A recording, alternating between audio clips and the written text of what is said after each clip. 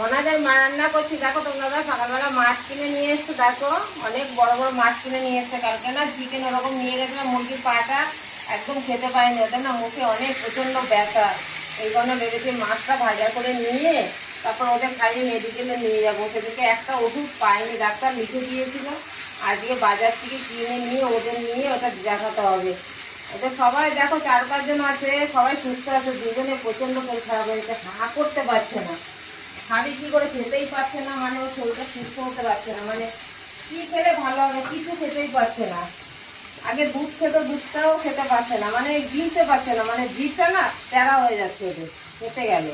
ডাক্তারবাবুকে বলেছি, দেখি আজকে দিয়ে আবার বলবো। একদম প্রচণ্ড শরীর খারাপ। আর ওদের নিয়ে ভিডিও করতে তো একদম আমার ভালোই লাগছে না, বলো তো শরীরটা না অসুস্থ ওদের প্রচণ্ড। আমার নিজেরও মন চাইছে না, আগে ভিডিও করার জন্য অনেক ফোটাফাটা করতো, একদম একদম আনন্দটা নেই, শান্ত হয়ে গেছে। এখন এদের রান্নাটা করে নিয়ে মেডিকেলে নিয়ে তোমাদের দেখাবো ওদের কি অবস্থা, বিকেলবেলা দেখিয়ে নেবো।